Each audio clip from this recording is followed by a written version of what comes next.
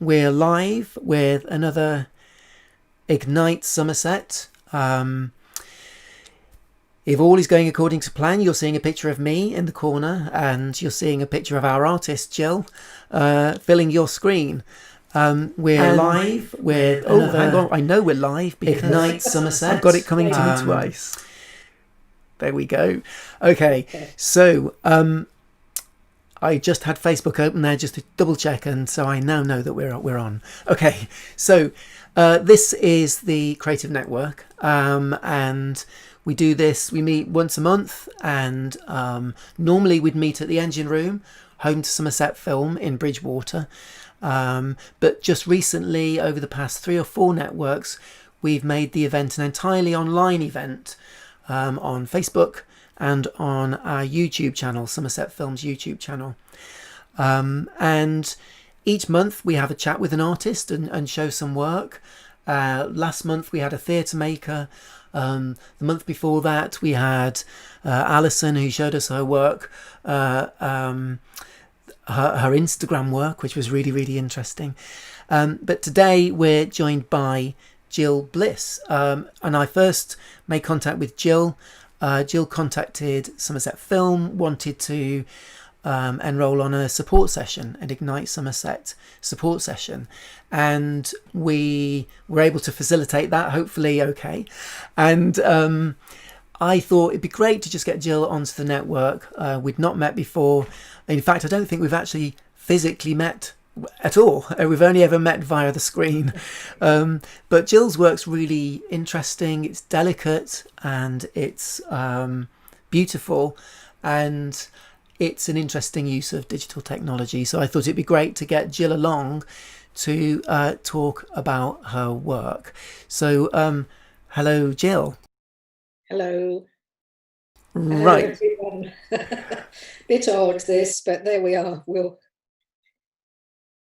Yeah. Okay, so at the last Creative Network, we had a bit of fun because for some of you watching on Facebook and YouTube, I think it sounded like the artist was coming to you from Wembley Stadium because I didn't mute my mic. So we had the artist speaking through my mic and through the system all at the same time. But hopefully I won't be doing that this time. So Gill, welcome to the Creative Network. You're using digital technology in a really interesting way. You've got 6 very short films that you're going to be sharing with us over the next hour. And I'd just like to know more about, and I'm sure people at home would like to know more about your practice before you started to explore the creative potential of digital media. Can you sort of expand on that a little bit? Yes, I actually had all my training in 3D design and ceramics, so it's a long way off really from film. And it wasn't until I started to work in animation as a model maker. That's where my introduction to film was, to animation. And because I was surrounded by animation, really, I actually went on a few courses to do my own creative work in some sort of filmmaking, and started to pick up ideas in filmmaking, and really learned very traditional animation. So working on paper, working with models, that type of thing. Digital work, this was in 1997. So digital work at all was only just coming in. And I decided to get involved with the digital side of things, I suppose, because it meant that I could work at home and I could work with just a camera and a computer at the time and do my own work, and was fairly contained to do that. So the first film that we're going to see is actually a film from that long ago. It's from 2000, and it was made with some money that people who were freelance in the industry were given by S4C to just play about a bit and see what creative ideas they wanted to come up with. So it's a pretty traditional animation, which is a bit different than my later films, but I thought I would show it because it is the starting point, and I do still, I think, carry things forward from that traditional animation training in film. Um, Anything else you might talk about, Richard? Is Okay. that Yep, yeah, that's fine. So what we're going to yeah. do is we'll just have a look at these films. So this first film, as you say, Child's Play, is a traditional animation. So all being well, I'll be able to load that up right now. Just hold on a moment.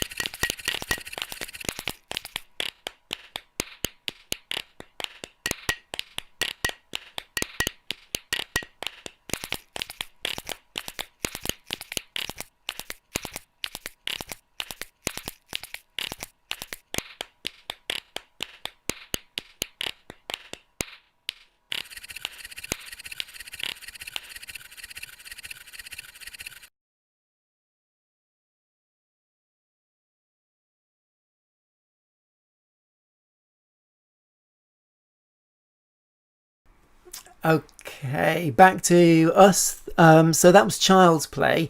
I think I described your work as delicate at the beginning, and I think that was the first one I saw that you sent over to me, and that's the word that sort of sprung to mind somehow. So, do you see yourself as a filmmaker? Well, the problem with filmmaking for me, and it's sort of why, in a way, we've had, spoken of this meeting particularly as an artist filmmaker, if you like, um, is that this thing that I want to, I don't enjoy um, teams of people and having to dole out as a director. In fact, after that film, Child's Play, I made a couple of other films where it was obvious that they were trying to build you up to become a director, where you were head of a team, and the work you set up storyboards, all the usual things, and work was sectioned off.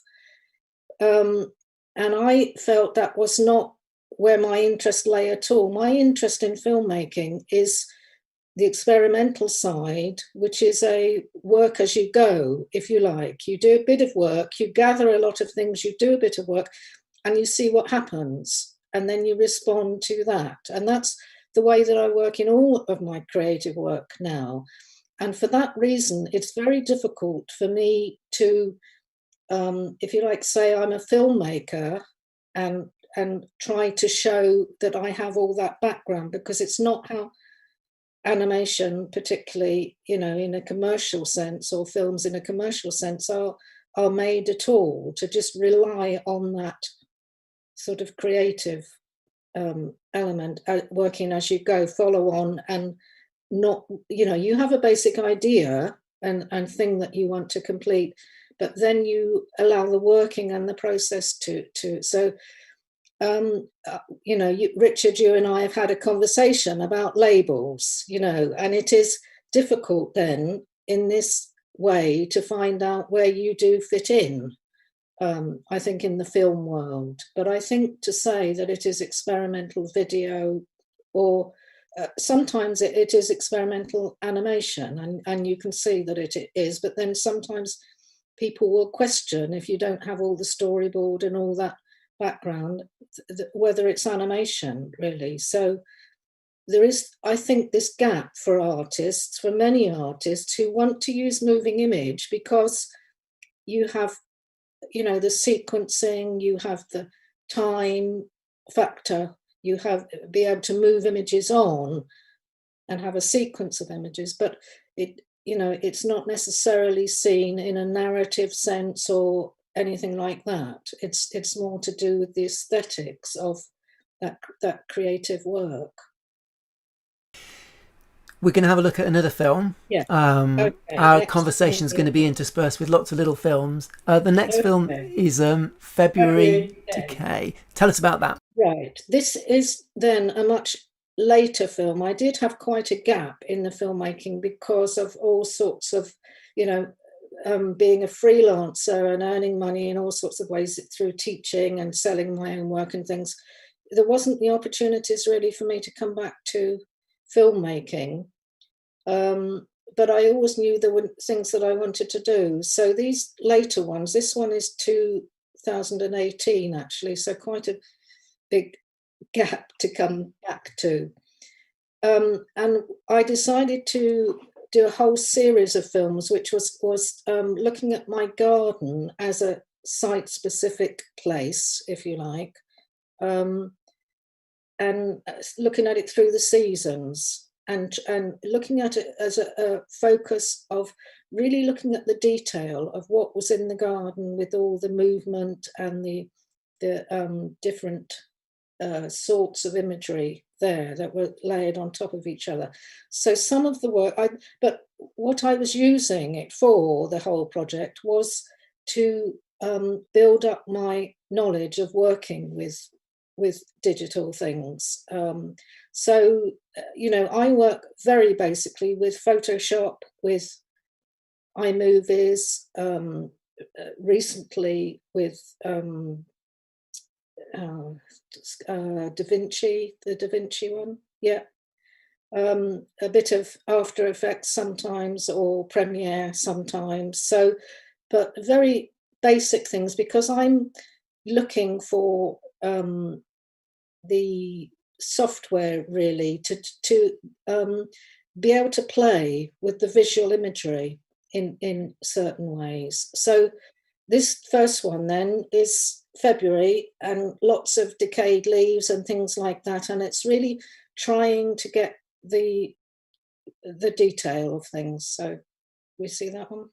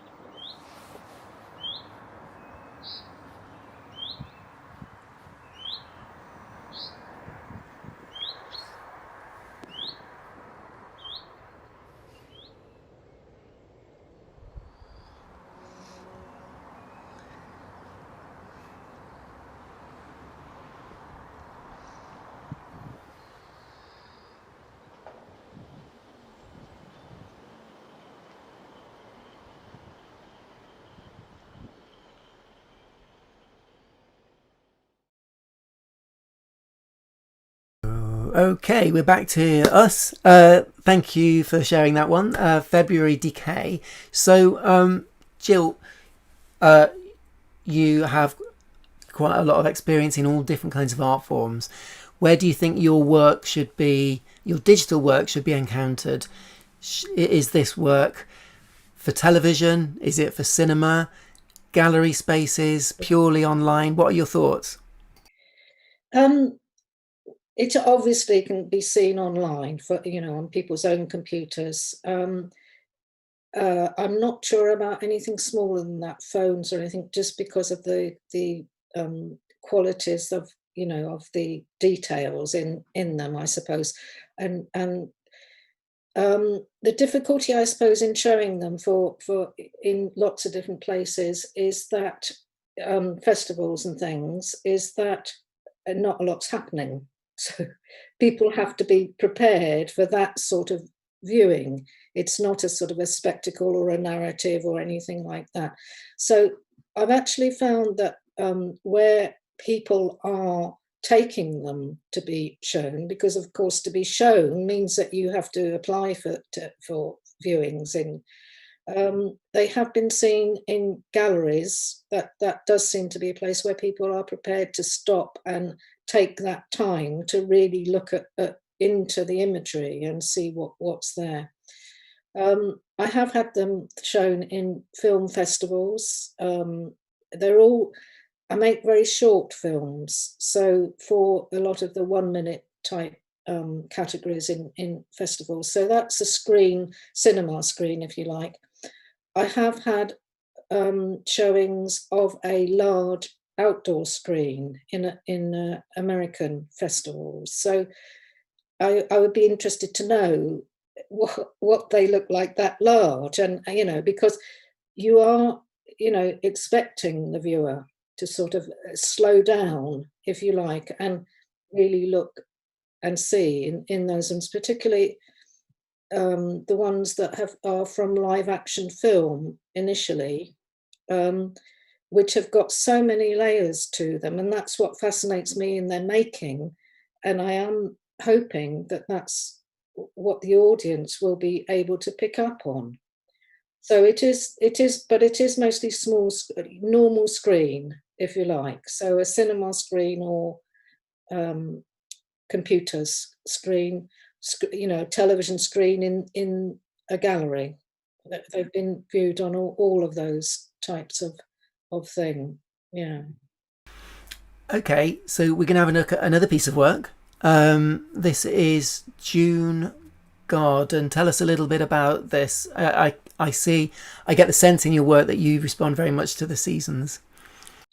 Yes, I tried to capture through the seasons. So this is one, like compared to the February one, this is one full of colour. So a slightly different use of software. I'm trying to pick up on movement that's actually there. The same in the soundtracks actually as well. But I think this one has got a musical soundtrack as well with it, which I've been manipulated the music on. So it's that play between what is actually there. On this one, the software then gives more movement. It gives sort of an outward movement as well as the movement about what is actually there. It is on with from initial live action film, video again.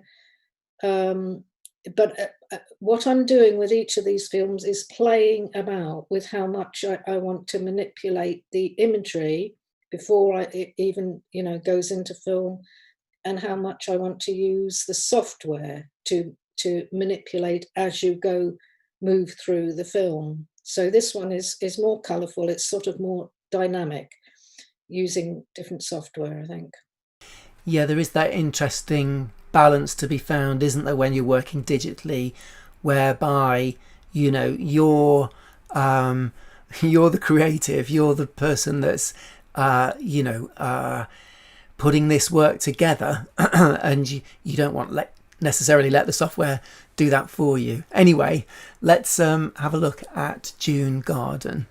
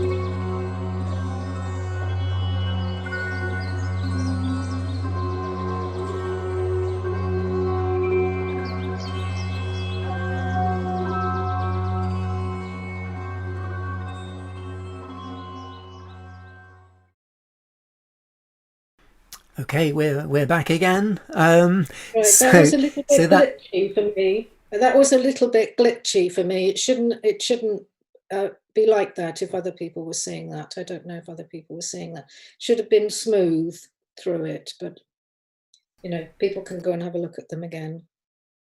yeah, we'll Yeah, come up. We'll come on to that where we might be able to find your work in a yeah, moment. Yeah, we work within the confines of what we can do yeah. on people's Wi-Fi and so on. Anyway, so Jill, there's a sort of lightness of touch to your work, particularly focusing on seasons and nature. Do you think that there's at all a danger of that theme getting lost somehow in digital translation, which can be sort of quite a cold environment to be working in sometimes? Or by contrast, do you think that you're using digital to sort of heighten awareness and sensitivity to the natural world? Right, my intentions, and when I come to every bit of film, I'm excited about it, and for me it's heightening the experience. I'm trying to create an experience for people, and for me, but as I'm making it, I feel the getting absorbed into it now. So I'm hoping the viewer um, will be able to do the same when I've finished a piece of work. But of course, I've had all sorts of reactions, and so some people can do that. Other people get completely caught up in the software and say, "Well, I know how you did that. You did that on that software, and and or also that, of course, there's a lot of my work has symmetry in it, because for me that is another device of getting this heightened experience, because um, forms of pattern making or forms of repeat, or when you're putting opposites together, if you have an opposite of something, actually it very often highlights that. So what I'm trying to do in the filmmaking, in the digital, using the digital to choose to pick out certain things and get them seen. So you're getting rid of it's in a live action film, in a sense, it's all there. So by the digital, I'm trying to take out lots and just get to elements that I want to see. And by repeating them and patterning them, and for me, that is highlighting what I want to be shown.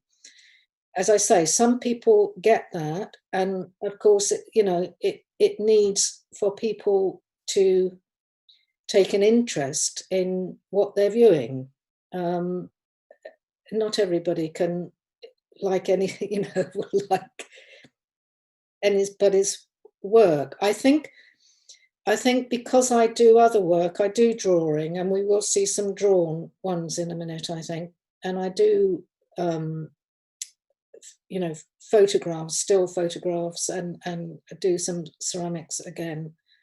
Because I'm doing other things, they seem to complement each other. So, for me, as I say, the film work, I get engaged in a certain way, and that's what I'm trying to do with the film work.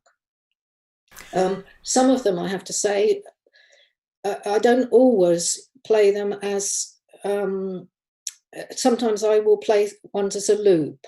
And if they're going to play as a loop, I make sure that the soundtrack will also play as a loop and continue, and not be sort of jarred by the stopping of the soundtrack and starting again. So that's another way of getting them to be viewed, and trying to get people's engagement to sort of be an immersive one, and it's experiential one, which is slightly different than films with narratives, and yeah. Okay, thank you for that. So our next little piece in our little sequence of films is called Emerge. Yes. And it feels, I think, as I recall, it feels quite different to the other ones, slightly more ominous. Do you want to just do a little introduction All for right. Emerge? Right, this one then is based on still drawings, whereas I think the other ones so far have all been based on, apart from the first animation one, have been based on live action video. So obviously it's quite different if you're starting with drawings because there's nothing there. So, you're starting with your own imagery. And so it's more of a flat screen, if you like. It's not about looking through and into the layers of what's there. It's about what's happening with the things merging, and the title is Emerge because they are emerging, if you like, through the kaleidoscopic effect of the software. What's happening is that the foreground and the imagery, if you like, is just continually interchanging. So it's about those sort of connections, if you like, interconnections of things. The imagery was about natural forms, and was very textured work, collaged work. So it's trying to play with that thing of sort of a thing in its environment and how much interconnection there is between the two. Let's have a look at Emerge. And if you do experience any um, images that kind of stutter a little bit, then that might be just down to our Wi-Fi. But in a moment, Gill, you can perhaps tell people how we might see your work online on your Yeah. Vimeo channel. But Okay. I'll play I'll the just say film. one more thing, actually, and that is that this one I think is coming up to 3 minutes long. And at the moment, that is the longest film that I feel I want the sort of imagery to be played for, unless it's in a loop. I think, because I'm making very short films, and that is for a particular reason. I do feel that that sort of experience of that length of time is appropriate to what I'm doing, if you like. So this is sort of the longest length that I'm making at the moment. Okay.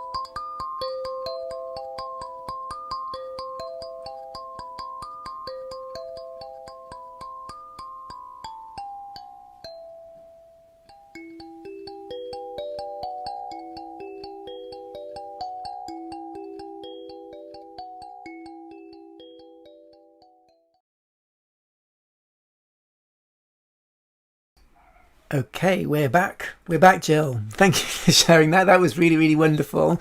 Um, so yeah, and I think you used the word immersive earlier on, and it kind of.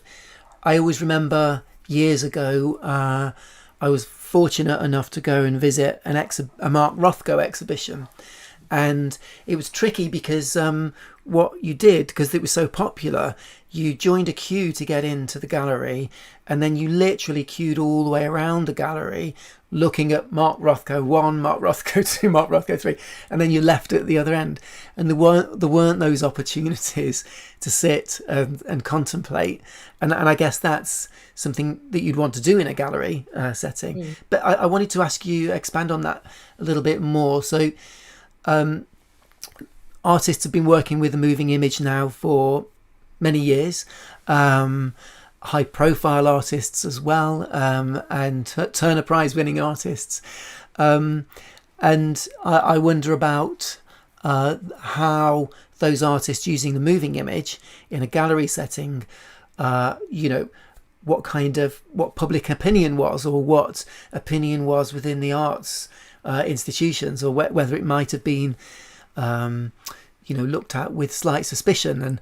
And I'm sort of mindful of 50 or 60 years ago, having photographs in a gallery was something that just didn't happen. It was sculpture, paintings, things on pedestals. And now, of course, we see photography all the time in galleries. So and it also sort of made me think about how libraries at the moment are reevaluating what they are, and some of that is because of the technology that surrounds us. So no longer are libraries simply places with books in them. They offer all sorts of other stimulation as well.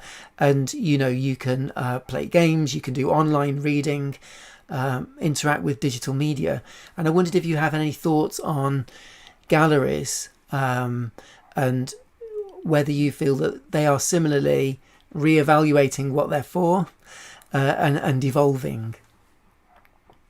Um, yes, I think more and more artists obviously are taking opportunities to do moving image work because it presents you with these possibilities of including time, including sequences, include those types of things. So it opens up whole different things for artists, which are um, and what I have found, in my own work, not working with the Tate and places like that, who are obviously well used to these things. But as you say, also for libraries and places are also probably getting exhibitions in a lot now, or residences, people, it's becoming more and more acceptable, but there has been a slight delay, if you like. People will ask for moving image work, but then the technical problems start mounting up. So, they will ask for your work, but then they don't know what they want it in, or they don't, when you get there, they don't know really how to have the sound running, or they, so a lot of galleries who have, of course, have less money, are struggling technically some of the time. But I noticed, and obviously I should think, Richard, that a lot of your time is spent helping out people like that. Because of course the technical requirements for moving image work is so much more than and but I think people are getting better, and the fact that a lot of open art calls now, do say, yes, we do include video work, or we do include moving image work. And they are starting, I've noticed, like, by the second year that you put work in, they're getting it sorted. So it's just having to go through those initial teething problems, and I think things are getting better on that front. And I think people, the libraries, they are starting to realise the opportunities that moving image doesn't just have to be this screen on a wall, as we're going to see from what you're doing, Richard. It can be interactive things, it can be installation things, it can, so there are so much wider possibilities, both for the maker, for both for the artists to think about these works, and for the galleries to realise just how involving it can be to bring different types of people in. I think particularly younger people who are wanting to get involved in that sort of work. In a moment, we're going to have a look at another film, October Light and Shade. We've actually got a question for you from somebody watching, Fiona Campbell, who's an artist who's actually participated in the Creative Network in the past. So you can maybe think about this whilst we're watching this next film. Fiona comments that it would be amazing to see these things on a giant screen. But a particular question, the last one reminds me of African textiles. I think she's probably talking about Emerge there. Yeah. What and who are your influences apart from nature? But maybe have a think about that. Do you want to just introduce October Light and Shade, Gill? Yes. Okay, so I've put this in to show because it's really getting more and more abstract, I suppose. So although it is showing live action film, what I've wanted to do with this one is to make the experience of it then, that much more immersive and that much more abstract, rather than so that you're not like seeing garden flowers and garden leaves. So apart from the title may give away where the live action video comes from, but apart from that, I think it's the abstraction qualities of and light and shade qualities that are shown that I was interested in here.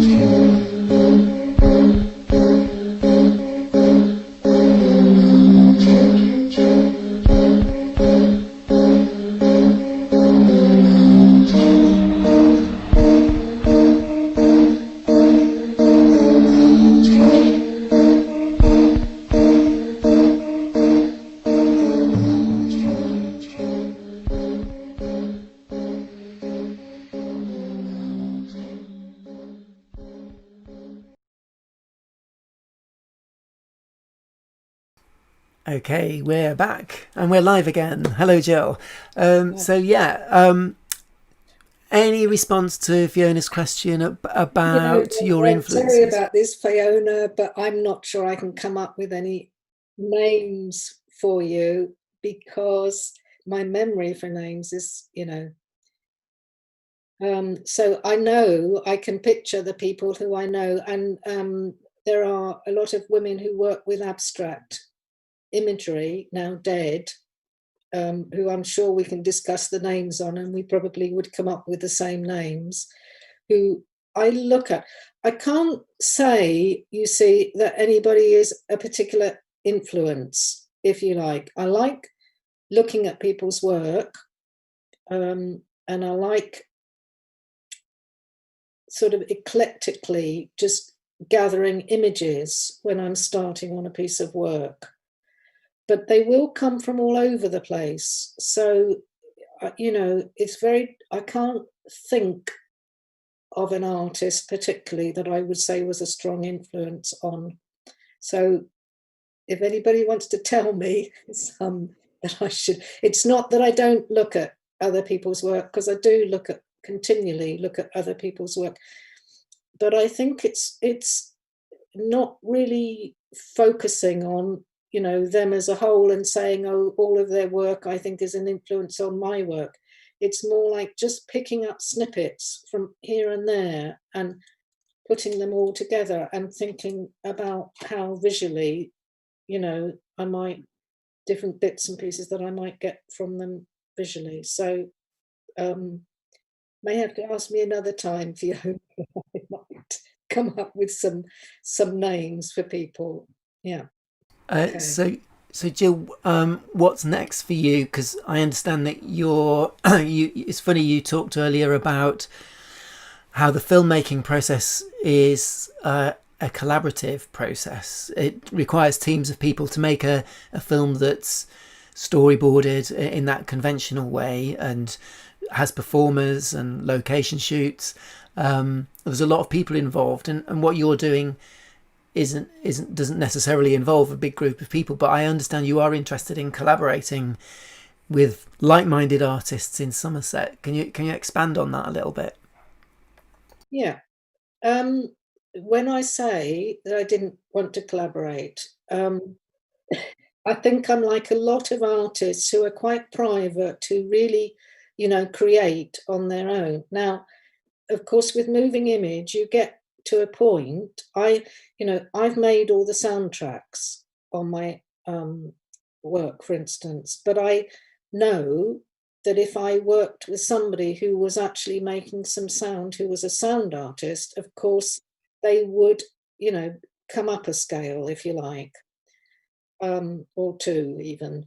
And if I work with Richard on some technical things or somebody else, or if I, you know, or if I even discuss the work with other people as a group, I think there's a point where all of those things start to become important and interesting, and just throw many more possibilities or opportunities into the mix. So I am wondering if people now, you see, one of the problems is that everybody who is an artist will be an individual in their filmmaking.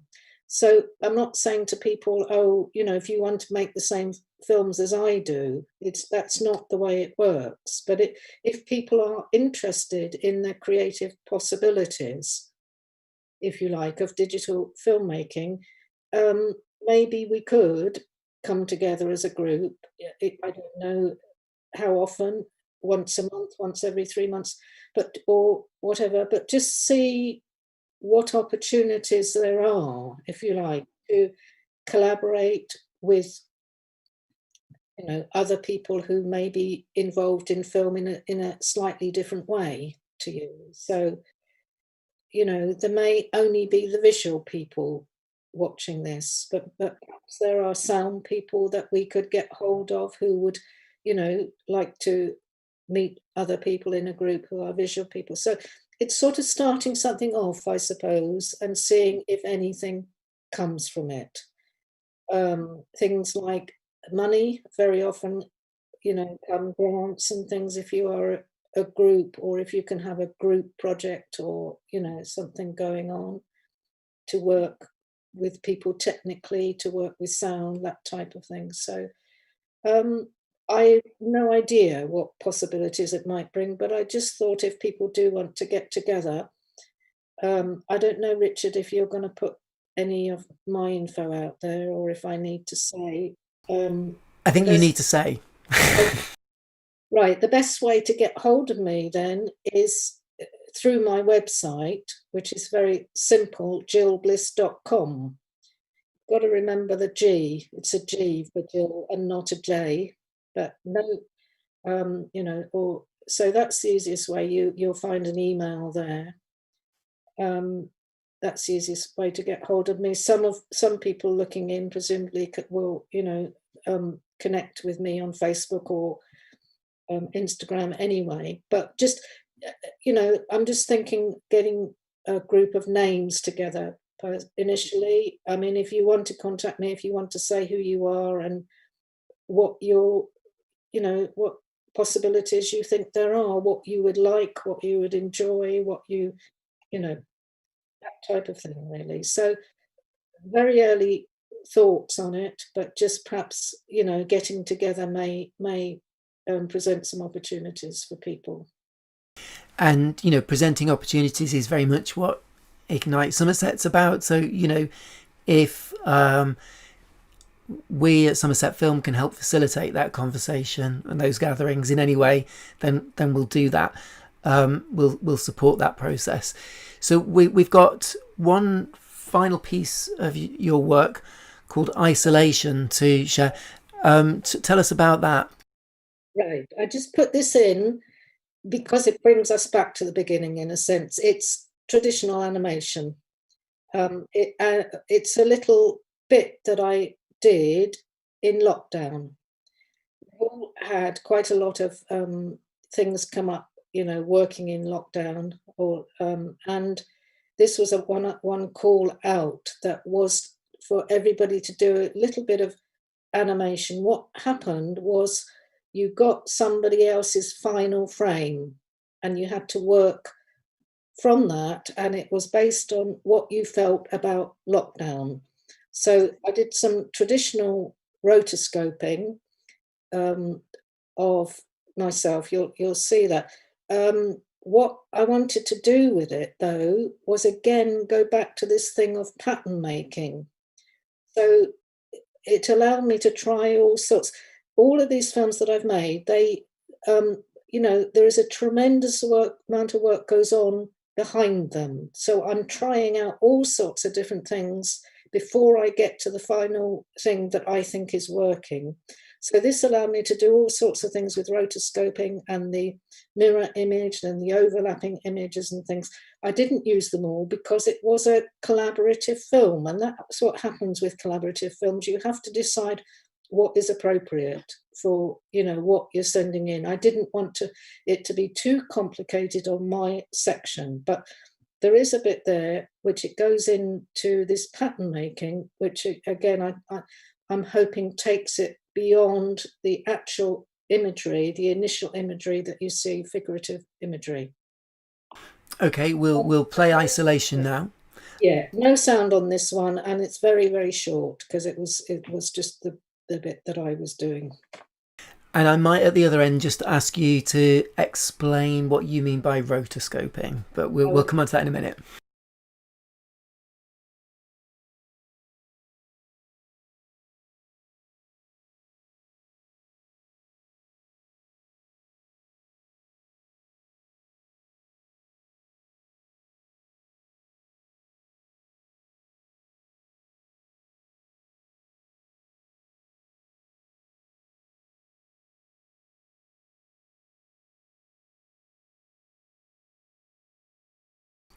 Okay, thank you. It's quite strange watching one with silence to accompany it in a way.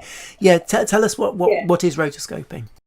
Okay, rotoscoping is taking a piece of live action film and drawing on top of it, however much you want then of the action you draw. So you're drawing every frame. That was a drawing every frame of that piece. And as I said, then I started to layer up and play about with it. So that's very traditional way of creating frames in animation. do that type of drawing on top of the film. Yeah. Okay, thank you, Gill, for sharing your work. We're just going to do something a little bit different now for the next 20 minutes or so. Don't go away, Gill. Stay where you are. And I might just try and mute you. And that sounds awful, doesn't it? But just to try and avoid the echo situation. One more thing, Richard. I'll just say one more thing. My viewing of the films, I don't, because I'm, Richard and I connected not in a different way.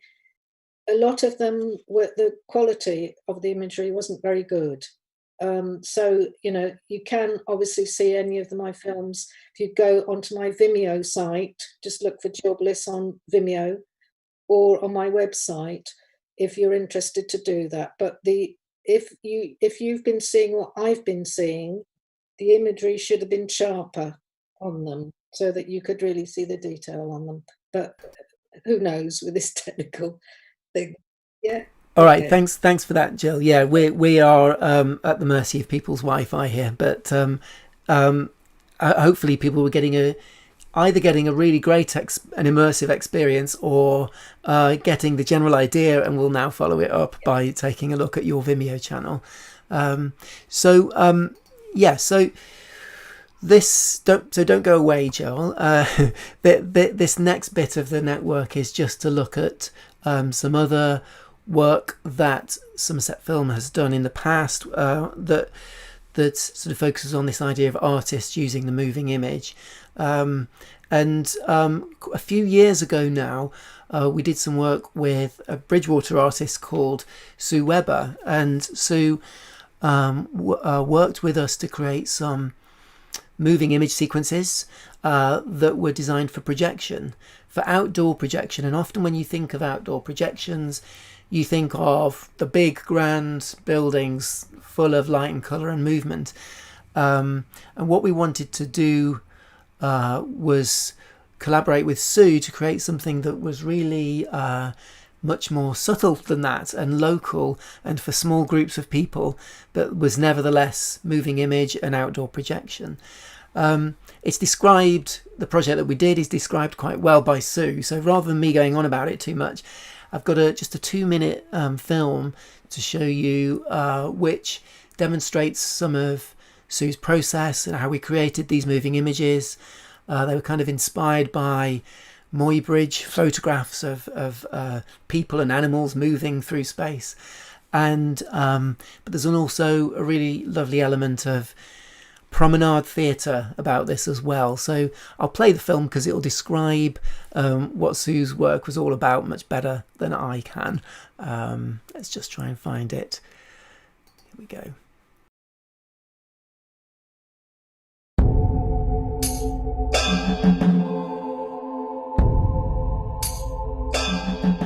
Hi, I'm Sue Webber. I'm an artist based in Bridgewater, Somerset, and my recent commission has been to work collaboratively with Ignite Somerset at Somerset Film. The commission is to create artwork animations for inclusion into the Somerset Carnivals. We came up with these 2 characters called the Victorian Illusionists. And so I made the props for these characters to carry around. So we have the Victorian theatre and the drum, a couple of hats, a very big top hats, which is quite cleverly you can take off and project into. These 2 quirky characters, the Victorian Illusionists, took part in Chard Carnival, Taunton, Bridgewater and Glastonbury. And we were also asked to take part in the Dunster by Candlelight. I think they've evolved during the time that we've created them, and also creating the animations evolve. And I really do think that they have such a future. It's been very exciting project indeed.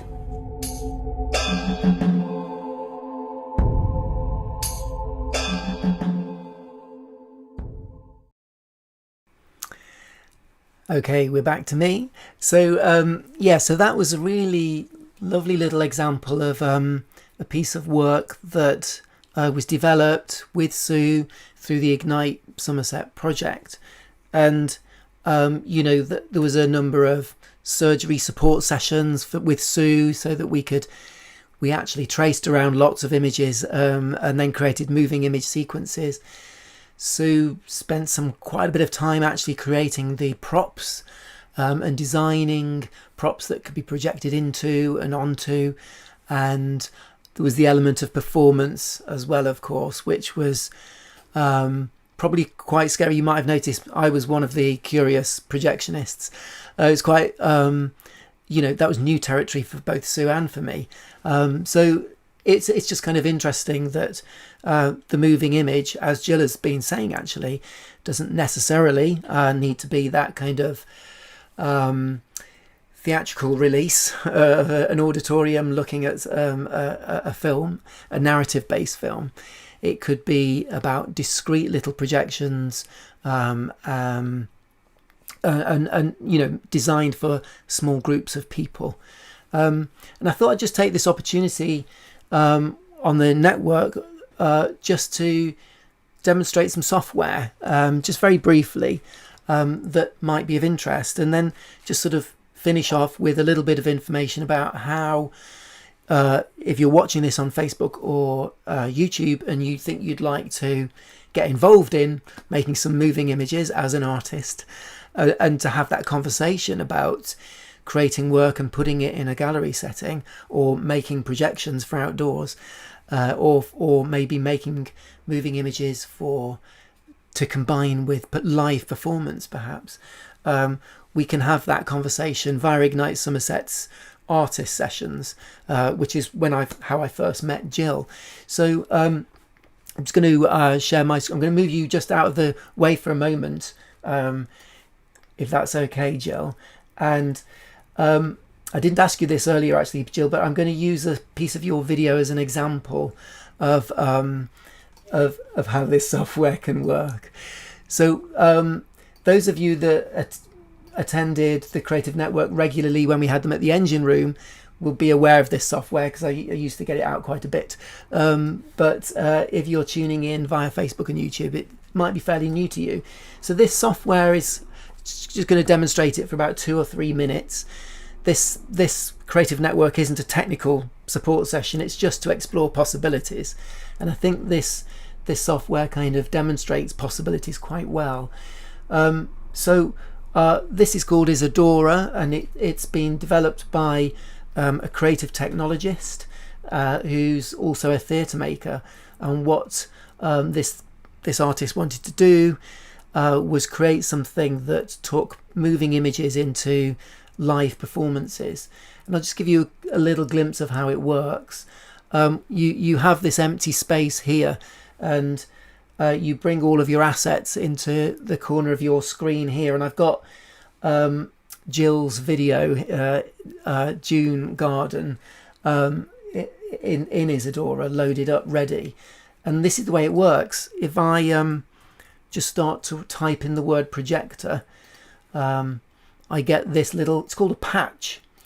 So I've got a kind of virtual projector within my space. And this might not be coming across that well on a Zoom, but I'm typing words in the top left-hand corner here.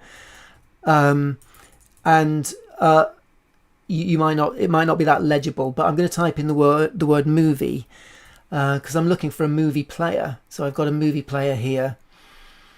And what I can do is, if I go to my outputs, I can hopefully, hang on a second, output, stage preview. Yeah, you've got that there, I think. You've got this black square on your screen, and this is my projection screen, if you like. And if I was to connect my movie player to my projector, then the theory is that this will play the movie. And you can see here again that this is playing Gill's movie. I'll just turn it off for a moment. What's interesting about this software is it in terms of sort of moving images in a gallery or combined with theatre is that we've got these two patches here, projector and movie player, but where this cable here is here, this virtual cable, we can add additional patches. So just for the sake of presenting this idea to you, this isn't in of itself a particularly creative idea, but I'm just going to put a little effect in between our projector here and our movie player, and I'll attach the movie player to this effect, which is just called dots, and I'll get the dots effect and attach it to the projector. It's fairly intuitive. It's like this sort of modular system almost of just cabling things together with digital virtual cables. Okay, so now you can see Gill's video again, but it's made up of dots. It's gone black and white. I can turn the colour back on. And what I can do is turn those dots up and down with the dots patch, the size of the dots up and down rather. So I can make them bigger and I can make them smaller. Okay. I'm just going to turn the video off again for a moment. But where this gets interesting is that we can make Gill's video interactive within a space. The thing about filmmaking, of course, is that it involves a process of going out and shooting a film and editing it on a screen, and there's quite a lot of kind of controlled situations that to result in the final film, and then you press go and everybody watches it. With this software, it's got more in common with theatre than with filmmaking in some ways, and I'll try and illustrate that by using something called a sound level watcher. What the sound level watcher does, if I just find it here, it listens to the sound in the room, in the gallery, in the theatre space, and it attaches a numeric level to that sound. So the more volume within a room, the higher that number will be. The less volume in that room, the lower that number will be. What I need to do is just set it going. So this is the sound level watcher patch. If I just go to my input and live capture settings, I can start live capture. This is very much a whistle stop tour, and we're very much scratching the surface of this software. So now if I go to the right channel, there's one of 4 channels we can choose from. What you can see, or maybe I don't know if you can, whether it translates via a zoom, but the more I speak, the louder the numbers in this field here, the left level and the right level, get. So what we've got here is a situation where we've got a movie player playing a movie by Gill. We've got a simple effect that turns it into dots, and we've got a projector. But what if we were to attach the sound level watcher to the size of the dots? What we will have, hopefully, is a sound responsive image. So let's just give it a try. So I'll literally get a cable from the sound level watcher and attach it to the size of the dots. I don't know whether this is coming through again in the zoom, but my dot size now is going up and down. So let's go back to playing this movie.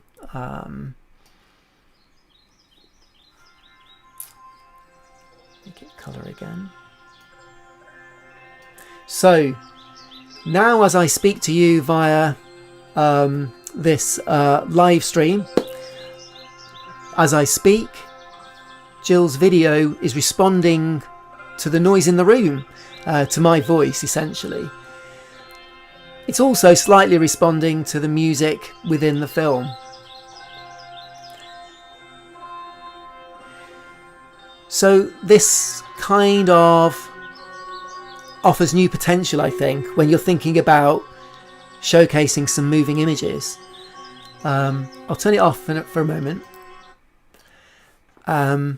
So yeah, what I think this does is it sort of illustrates how technology, and Gill kind of alluded to this earlier, can bring together different art forms in a way. What we've got here is an application called Isadora that potentially can bring together the work of filmmakers, musicians, theatre makers, performers, dancers, choreographers, and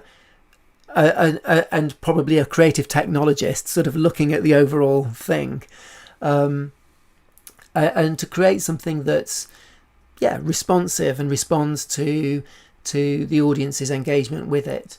There's many aspects to Isadora. One really interesting way of working is to create patches that respond to movement, which you might have seen in galleries if you've visited exhibitions before, that respond to your movement within a space. And you can use this software to explore those kinds of ideas.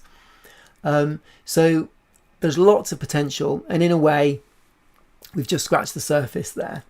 So I wanted to show you that because I wanted to just make sure that you're aware of the fact that if I just bring Somerset Film's website up, somersetfilm.com,